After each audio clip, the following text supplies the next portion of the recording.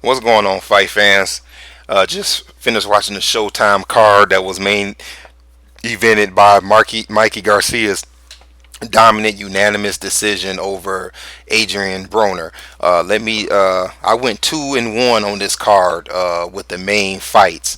Uh, not to pat myself on the back with the first two, but I actually hit the first two head on. I had Charlo over Highland by knockout in the fourth, and I had Gerald Big Baby Miller stopping Gerald Washington in the eighth. I didn't do so good with the main event, but those two I hit spot on. I'm not gonna comment on the Miller uh, Washington card because I actually haven't seen it yet. I only saw and heard the result. I thought it was going to be part of the Showtime feed or they were going to have it on Showtime Extreme, but they didn't. So I'm going to have to find some way to catch it later. But I did get the Jamal Charlo against Sebastian Highland fight. Uh, it was apparent to me from the moment the fight began that Highland has something wrong with his legs. It seems that his upper body and his lower body were going in different directions, and that he did not have control of his legs. And Charlo did what he should have did and took advantage of it.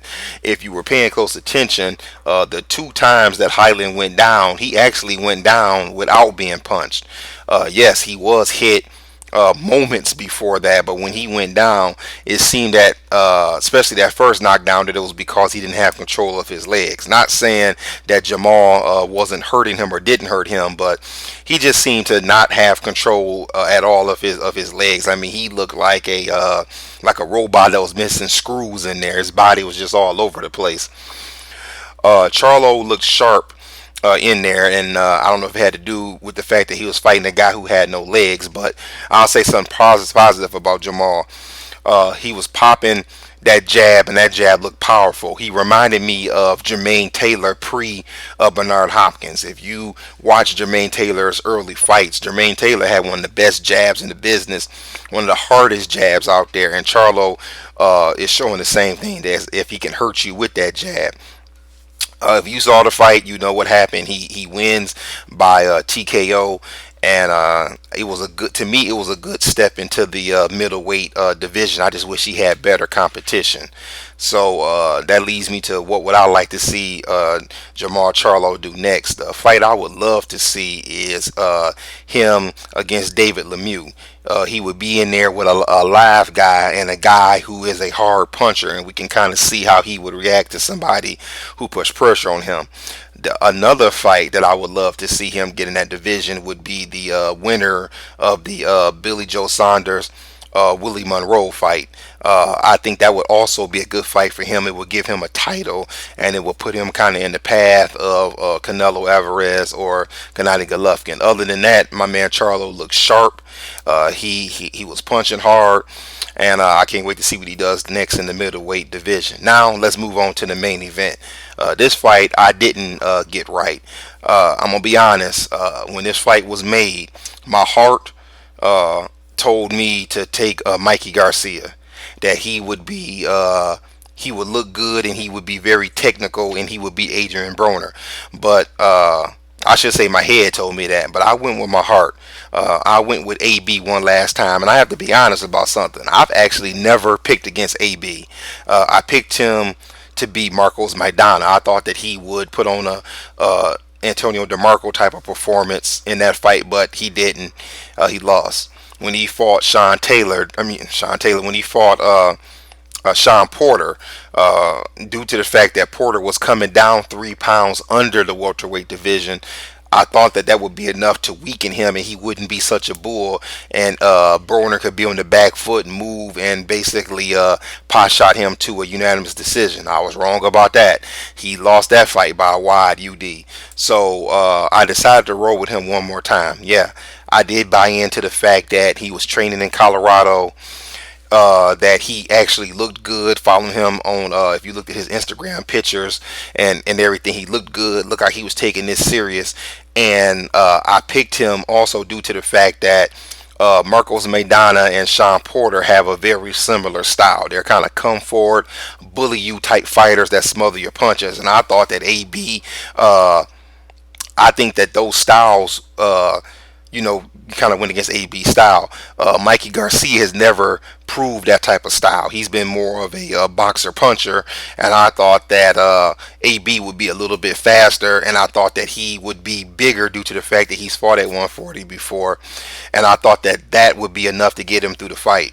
That was not the case. Mikey just whitewashed him. I mean, Mikey uh, actually used the blueprint that's been out there how to beat Adrien Broner. If you keep throwing punches, Adrian does not have any offense. He stops throwing punches. He just shells up. He either slips or catches or blocks a lot of those punches. Yes, but he has no offense in return, and that's the blueprint. If you come forward and you keep throwing punches, you will stop his offense, and that's what Mikey did, and it made an easy decision win for him. Now, when Mikey wasn't punching, in the fourth round and the 10th round, you saw that Adrian was able to do his thing.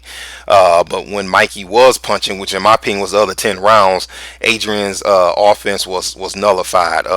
Adrian was very flat-footed, and he just I can't really figure out what it is that he. Everybody talks about how good a counter puncher AB is, but he didn't really throw any counter punches here. He just shelled up and let Mikey tee off on him and do pretty good body work. So now the question is, what happens from here? What happens with AB, because he'll still be around? I absolutely believe AB needs to stay at a super lightweight. He made the weight good. He was in good shape. He needs to stay at 140 pounds. But truthfully, there's nobody at the top of my head right now who I'm thinking of he can fight. I personally think that they need to build AB back up and maybe knock him down a few pegs and let him fight his way back up to fight another contender another day. As for Mikey, I have a couple of ideas. There's nobody at welterweight right now who I would like to see him fight, but if he stays at super lightweight, I think that Antonio Roscoe would be a good fight for him there. If he decides to move back down to lightweight, then Jorge Linares would be a fight that I would like to see. What I didn't like was after the fight, Mikey Garcia, who isn't really tied in with any mainstream promoter, said that he'll fight anybody, anybody that's willing to come over to Showtime and fight. I didn't like that, because what that kind of sets up is he's automatically excluding any HBO fighters out there that he may be able to fight. And the one thing I did like about Mikey was that he's not tied in with anybody particular, and he could fight on both networks. So to me, he kind of backed himself in the corner there. I don't know if it was on purpose. I don't know if that was strategy, but he did. That's about it, guys.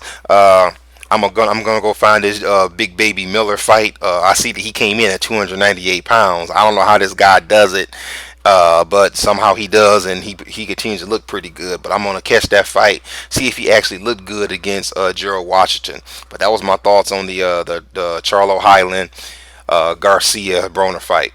All right, I'll catch y'all later. I might get back on here tomorrow after Victor Ortiz has his fight. All right, catch y'all later.